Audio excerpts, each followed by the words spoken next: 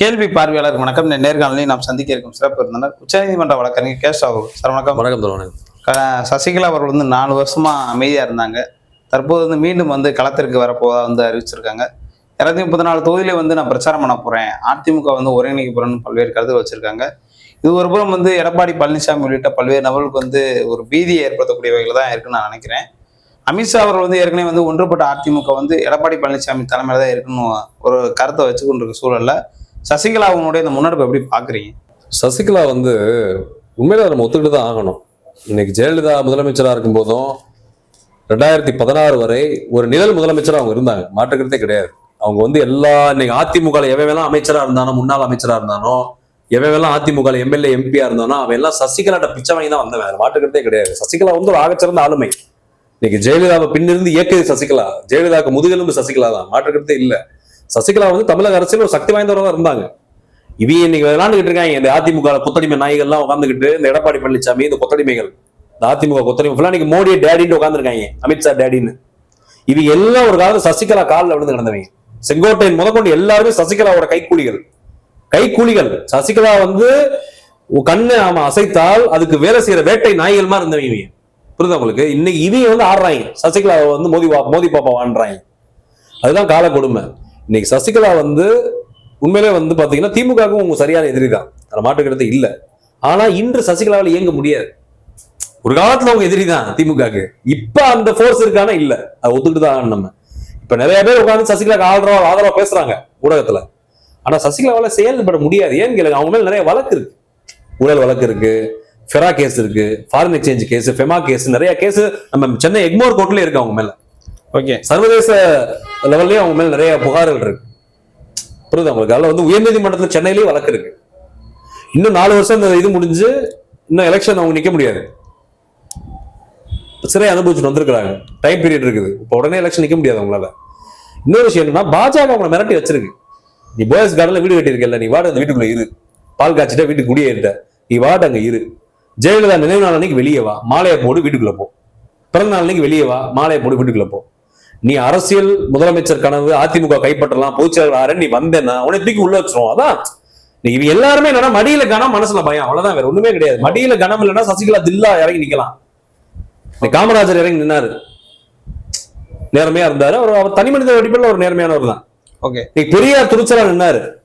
பெரியார் எதிர்க்காத போராளிகளே எதிர்க்காதவரே இல்ல. பெரியார் எல்லாருமே எதிர்த்திருக்காரு. பெரியார் தான் ஒரு ஆகச்சிறந்த போராளி. தமிழ் இனத்திலே ஒப்பற்ற போராளி பெரியார் மட்டும்தான். எவனையும் பாடுறான்றாரு, மோதி பாப்பா வாடான்றார்.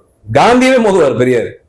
புரியுதா உங்களுக்கு? பெரியார் மாதிரி யாரையும் மோதி பாருன்னு சொல்ற கட்ஸ் எல்லாம் சசிகலா கிடையாது. சசிகலா சக்தி வாய்ந்தவர், சசிகலா பத்தி எல்லாம் பயப்படுறாங்களா அப்படின்னு இப்ப நம்ம சொல்லல. நேற்றைய தினம் என்ன சொல்றாருன்னா, பேட்டியில கண்ணு கட்டியது வரைக்கும் எதிரி இல்லைன்னு எப்படி திமுக சொல்லலாம், அதான் நான் இருக்கேன் அப்படின்னு ஒரு கருத்து வைக்கிறாங்களே. இதெல்லாம் பேரறிஞர் அண்ணாவே சொல்லிட்டாரு, காங்கிரஸை பார்த்து சொல்லிட்டாரு, இந்திரா காந்தி நேருவை பார்த்து சொல்லிட்டாரு. சசிகலா இப்ப அந்த போர்ஸ் கிடையாது. ஒரு காலத்து நீ இருந்த, ஜெயலலிதா இருந்த வரைக்கும் உனக்கு ஒரு மவுஸ் இருந்தது, மாற்றுக்கிறது இல்ல. நீ நில உலக தாதா மாதிரி இருந்த. இன்னைக்கு அது நீ சொல்ல முடியாது, உனக்கு இந்த பவர் கிடையாது. இப்ப அண்ணா பெரியாரோட சசிகலா பெரியாரா நான் கேட்கிறேன். அதெல்லாம் சசிகலா இன்னைக்கு சசிகலா என்னை பொறுத்தவரை ஒரு சக்தியிலிருந்த ஒரு இதுதான், சக்தியிலிருந்து ஒரு தலைவர், அவ்வளவுதான். இல்ல அப்ப அவங்க 234 தொகுதி சுற்றுப்பயணம் போறேன், அதிமுக ஒருங்கிணைக்க போறோம்னு ஒரு சும்மா ஒரு டம்மியான அப்படி ஏதாவது முயற்சி பண்ணி இறங்க சொல்லுங்க. அடுத்த வாரமே பாஜக அரசு உள்ள வச்சிருவான் ஜெயில. நீ முதலமைச்சர் எய்ம் பண்ண, பச்சை சேலை கட்டின, ஜெயலலிதா மாதிரி கொண்டைய போட்ட, அதே மாதிரி கார்ல ஏறின, அதே மாதிரி வந்த, அதே மாதிரி கட்சி வச்சுக்கிட்ட, அதே மாதிரி எல்லாம் பண்ண. ஒரு வாரம் தான் டைம், உன்னை தூக்கி உள்ள வச்சுட்டாங்க. பரப்பன அகரஹாரா ஜெயில் பெங்களூர்ல வச்சுட்டாங்க. திரும்ப நீ பண்ண சொல்லுங்க. நீ அடுத்த வாரம் சசிகலா 230 போக சொல்லுங்க. அடுத்த வாரமே அதிமுக தலைமை அலுவலகம் ராயப்பேட்டை இருக்குல்ல சென்னையில, அங்க போக சொல்லுங்க. போய் சசிகலாவை என்ன பண்ணணும்னா, வாங்க நான் அதிமுக ஒருங்கிணைக்கிறேன், நான் தான் இனிமேல் பொதுச் செயலாளர் மட்டும் சசிகலாவை தைரியமா நான் தான் சொல்ல சொல்லுங்க. நான் சவால் வர்றேன் சசிகலா சொன்னா அடுத்த வாரமே கைது பண்ணி உள்ள வச்சிருவேன். ஏன்னா நீ தமிழர், உன்னை விட மாட்டான். நீ முக்குளத்தூர் சமூகத்தை சேர்ந்த பொம்பளை, உன்னை விட மாட்டாங்க. பிஜேபி RSS உன்னை விடாது. நீ தலைமை ஏற்றுட்டேன்னா நீ சிறப்பா நடத்திடுவ கட்சி, அதில் மாட்டுக்கிறது கிடையாது. நம்ம முக்குளத்தூர் சமூகம் பேக்கப் பண்ணணும், சசிகலாவை யாரும் விட்டு கொடுக்க மாட்டோம், எல்லாரும் பேக்கப் பண்ணணும்னு வச்சுக்கோங்க. சசிகலா என்ன பேக்கப் பண்ணாலும் சசிகலாவை விட மாட்டாங்க, பாஜக RSS விட மாட்டாங்க. அந்த சமூகம் கட்டமைப்பா அந்த கட்சியை கொண்டு வந்துடும், திரும்ப எல்லாம் யுனைட் ஆயிடுவாங்க, திரும்ப அதிகாரத்தை நோக்கி அந்த கட்சி செயல்பட ஆரம்பிச்சிடும், திரும்ப ஆட்சி அதிகாரத்துக்கு கூட அதிமுக சசிகலா தலைமையிலன்றது பாஜக தெரியும், RSS தெரியும். அதனால சசிகலாவை அவங்க விட மாட்டாங்க. ஓ, ஏன்னா சசிகலாவுக்கு பின்னாடி ஒரு பெரிய கம்யூனிட்டி பேக்கப் இருக்கு, முக்குளத்தூர் சமூகத்தோட ஒரு பேக்கப் இருக்குது. அதனால விடவே மாட்டாங்க சசிகலா. அப்ப எடப்பாடி பழனிசாமி 2026 தேர்தல் வந்து சசிகலா இல்லாம ஒரு தேர்தல் சந்திக்க தயாராயிட்டாரா? எடப்பாடி பழனிசாமி அரசியல் வாழ்க்கையே முடிஞ்சுதான் நம்ம சொல்லிட்டு இருக்கோம். எடப்பாடி பழனிசாமி அரசியல் வாழ்க்கை முடிஞ்சு, அதிமுக முடிஞ்சு, சசிகலாவுக்கு முடிஞ்சு, ஓபிஎஸ் தினகரன் எல்லாருக்கும் முடிஞ்சு. இவன் அடிச்ச கொள்ளையை வச்சுட்டு எங்கேயாவது வெளிநாட்டுல போய் செட்டில் ஆகி குழப்பணத்தலாம். புரியுதா உங்களுக்கு? இந்த செங்கோட்டையில இருந்து எல்லாருக்குமே அரசியல் வாழ்க்கை முடிஞ்சு, அஸ்தமனம் தான். என்னன்னா குழி தோண்டிட்டாங்க, புதைச்சு மண்ணலி போடணும், அவ்வளவுதான். எல்லார் வாழ்க்கையும் முடிஞ்சு. அதெல்லாம் வந்து நான் என்ன சொல்றேன்னா, அதிமுக ஆட்சி திரும்ப வராது, எந்த காலத்திலும் வராது. அதிமுக கட்சி அழிந்து விட்டது. பல கூறுகளா 8 ஃபேக்ஷனை உடஞ்சு கிடக்காங்க. சசிகலா அணி, சசிகலா அணி, தினகரன் அணி, திவாகரன் அணி, ஓபிஎஸ் அணி, இபிஎஸ் அணி, இப்படி பல அணி இருக்கு. இந்த ஜெயலலிதா மகளிர் 2 பேர் சுத்திட்டு இருக்காளுங்க. தீபா இன்னொருத்தி ஊத்தி இருக்கா, கர்நாடகால இருந்து வந்திருக்கா, அவ ஒரு அணி வச்சிருக்கா. ஆனா இந்த கட்சி உருப்படாது. செங்கோட்டையன் தான் ஓடி போயிட்டாரு தாவேக்காக. அதிமுக முடிஞ்சு, அதிமுக எதிர்காலமே இல்ல. நான் என்ன சொல்றேன்னா, இவையெல்லாம் சேர்த்த சொத்தை வச்சுக்கிட்டா வெளிநாட்டுல போய் செட்டில் ஆகி குழப்பம் பார்க்கணும். இல்ல, அமித்ஷா ஒருங்கிணைச்சிருவாரு, மோடி ஒருங்கிணைச்சிருவாரு, டிடிவில உள்ள வந்துருவாரு, ஓபிஎஸ் வந்துருவாரு. ஒன்றுபட்ட அதிமுக வந்து கூட்டணி ரீதியா வந்து தமிழ்நாட்டுல நிப்பாங்கன்னு சொல்றாங்கல்ல. இவங்க என்னதான் ஒன்றுபடுத்தினாலும் ஓட் பேங்க் தேராது. ஓட்டு சதறிடும். புரியுது உங்களுக்கு? இவன் என்ன வேணாலும் நீ ஜாதம் சொல்ற, பாஜக வந்து ஜாதி எலமெண்டா ஒருங்கிணைக்கும். முக்குளத்தோரா ஓபிஎஸ், தினகரன், சசிகலா. வன்னியரா அன்புமணி ராமதாஸ், கொங்குவேல கவுண்டரா வானதி அண்ணாமலை, முக்குளத்தோருக்கு நயனா நயந்திரனையும் கொண்டு வந்திருக்காங்க. அவங்க கால்குலேஷன் இப்படித்தான் இருக்கும். அவங்க ஜாதிய கண்ணோட்டத்தை தான் பார்ப்பாங்க. நீ ஆளை ஒருங்கிணைப்ப, ஓட்ட ஒருங்கிணைப்பியா? அந்த சமூக ஓட்டெல்லாம் வந்துருமா? நயனா நயந்திரன் முக்குளத்தூர் தலைவரா? இல்ல முக்குளத்தூர்ல யார் தலைவர் இருக்கா? இப்ப வலிமையான தலைவர் எவன் இருக்கான்? சசிகலாவை தான் மக்கள் நம்புறாங்களா? முக்குளத்தூர் சமூக மக்கள் தினகரன் நம்புறாங்களா? ஓபிஎஸ் நம்புறாங்களா? கொங்குவேல கவுண்டர் சமூகம் இருக்கு கொங்கு பெல்ட்ல, செங்கோட்டை நம்பிட்டு இருக்கா? எடப்பாடியை நம்புதா? அதெல்லாம் யாரையும் நம்பல. எல்லாருக்கும் தெரியும் எல்லாம் திருட்டு பசங்கன்னு. யாரும் ஓட்டு போட மாட்டாங்க.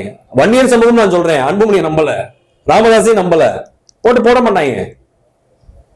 இப்படியே நீங்க கால்குலேட் பண்ணீங்கன்னா, நீங்க நான் சொல்றேன்ல, அறிவு ஜீவிகள் இவங்க எவனுமே கிடையாது. இவங்க எவனுமே படிச்சவன் கிடையாது. படிச்சவனுக்கு இவங்க அங்கீகாரம் கொடுக்க மாட்டாங்க. மக்களும் படிச்சவன தான் எதிர்பார்க்கிறேன். அப்படி யாரு கேண்டிடேட் எந்த கட்சியிலுமே இல்ல. திமுக தான் இருக்காங்க. திமுக தான் மக்கள் நம்புறாங்க. திமுக தான் மக்கள் வாக்களிப்பாங்க. அதனால வந்து அதிமுக என்ன கணக்கு நீங்க போட்டாலும், ஜாதி கணக்கு போடு, மத கணக்கு போடு, கூட்டணி கணக்கு போடு, விஜய் கூட தூக்கி உள்ள போடு, அதிமுக ஜெயிக்காது, அதிமுக தேராது. பாஜக அதிமுக பண்ணி மண்ணை தான் கவ்வும். முஸ்லீம் ஓட்டு பிடிக்கிட்டு போயிடும், கிறிஸ்டியன்ஸ் ஓட்டு பிடிக்கிட்டு போயிடும். பட்டியல் சமூகம் ஓட்டு போட மாட்டேன்.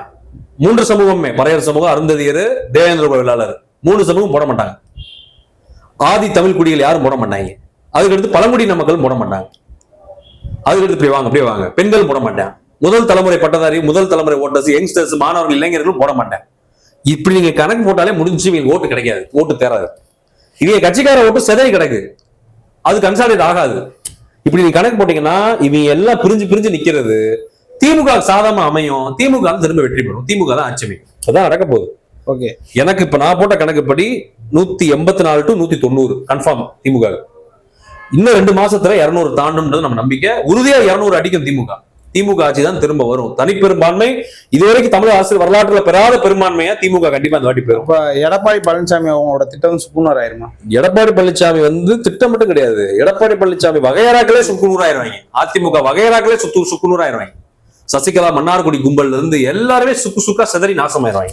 இவங்க திரும்ப அரசியல் மீண்டு எழுவதற்கு வாய்ப்பே கிடையாது. அப்ப வரக்கூடிய தேர்தல் வந்து மோடி அமித்ஷா வந்து ஒரு அரங்கக்கூடிய வகையில ஒரு தேர்தல் அமைஞ்சிருமா? மோடி அமித்ஷாவே அது அதிர்ச்சி ஆயிடுவாங்க. அவங்க அரசியல் வாழ்க்கையில இந்த மாதிரி ஒரு முடிவை பார்த்திருக்க மாட்டாங்க. அந்த மாதிரி முடிவு அமையும். மோடி அமித்ஷாவோட கனவுகள் தவிடுபடி ஆயிரும். அவங்க கனவுகளும் ஜெயிக்காது. நீங்க பார்த்துட்டே இருங்க, திமுக ஆட்சி தான் அமைய போது. மீண்டும் திராவிட மாடல் ஆட்சி, திமுக ஆட்சி, மீண்டும் தமிழ்நாடு முதலமைச்சர் மு க ஸ்டாலின். எந்த மாற்றத்துக்கு கிடையாது. ஓகே தல, நன்றி. நன்றி தோழர்.